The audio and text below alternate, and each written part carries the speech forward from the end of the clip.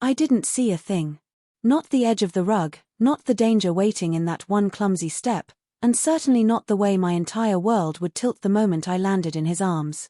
If you've ever had a moment where time froze, where every sound and every thought faded away except for the beating of your own heart, you'll understand what I mean. It started on a quiet evening. My husband, David, had just left for a business trip, his suitcase still fresh with the smell of cologne as he kissed me goodbye that morning. The house was quieter than usual without him, though not empty. His son, my stepson Ethan, had recently moved back in after finishing college. We were still adjusting to each other, learning how to share a space without stepping on one another's routines. I was rushing toward the kitchen, distracted, moving too quickly, when my foot snagged on the edge of the rug. In the half-second I realized I was about to fall, strong arms caught me. Ethan's arms. The world steadied, but I didn't. My palms pressed against his chest, his grip firm around my waist. My breath caught in my throat. For a moment that felt far too long, neither of us moved. I looked up, meaning to say thank you, but the words died the instant I saw his eyes. There was something there. Something unreadable. Something I wasn't ready to name. I pulled away, forcing a laugh that sounded thin, fragile. Thank you, I managed to stammer. Ethan only nodded, but his gaze lingered just a moment too long before he finally stepped back. I busied myself picking up the things I'd dropped, pretending not to notice that he was still watching. But I felt it. I felt the warmth of his hands still ghosting over my waist, the way my body had fit against his for that fraction of a second. It was inappropriate, I told myself. Just the shock of almost falling. That was all. But that night, lying in bed alone, I couldn't stop replaying it. The way I'd leaned into him. The steadiness of his grip. The silence that had stretched like a held breath between us. I tried to remind myself that I loved my husband. That Ethan was just my stepson. That it was nothing more than a strange, fleeting moment. And yet, at dinner the next evening, I caught him glancing at me when he thought I wasn't looking. His smile was polite but didn't quite reach his eyes. Something had shifted. Days passed, but the tension didn't fade. If anything, it grew.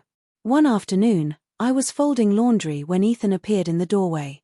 He leaned there, casual, hands in his pockets. His presence filled the space without a word. I stiffened, tried to act normal. "Do you need help?" he asked. I shook my head quickly. "No, I've got it." But he didn't leave. His eyes stayed on me, heavy, questioning. "You seem different," he said softly. "Is everything okay?" I forced a smile, said I was just tired. But the guilt tightened around my chest like a rope. He saw through me. I knew it. So I avoided him. I busied myself with chores, errands, phone calls. I thought if I kept moving, kept distance, the tension would dissolve. And for a little while, it seemed to. Until the night we sat on the couch. The TV flickered in front of us, but neither of us was really watching. He sat closer than usual. Just a few inches, but I felt every one of them. My heart pounded in my chest, too loud, too reckless. I stayed perfectly still, afraid to breathe. Then I shifted slightly, and his eyes followed me. I looked at him, too quickly, and looked away just as fast. I mumbled something about needing water and fled to the kitchen. Gripping the counter, I told myself I was losing my mind. That I needed to stop this. That nothing was happening, except inside me. But then he followed. He stopped just a few feet away. His voice was low, hesitant. I didn't mean to. I cut him off before he could finish. "I'm fine. I'm just tired." He nodded, silent. But his eyes, those eyes, said everything he didn't. I thought keeping distance would be enough. I thought space would save me. But all it did was make every accidental touch, every shared glance, burn hotter. One afternoon, I was in the living room organizing books.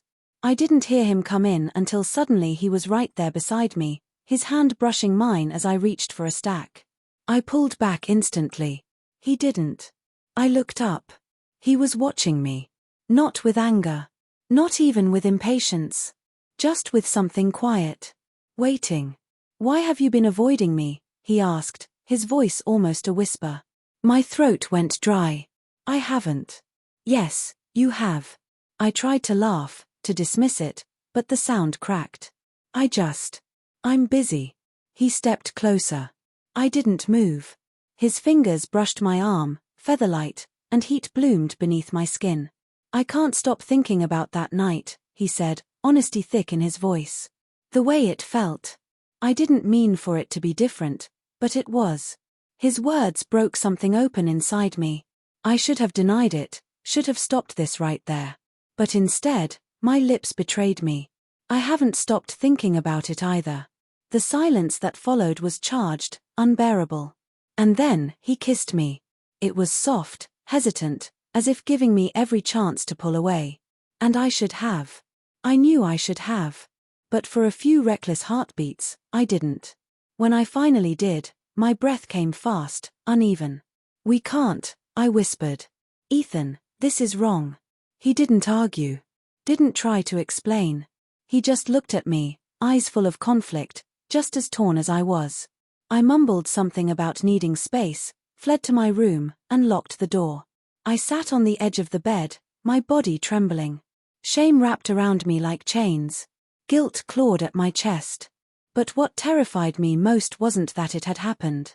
It was that I wasn't sure I wanted it to stop.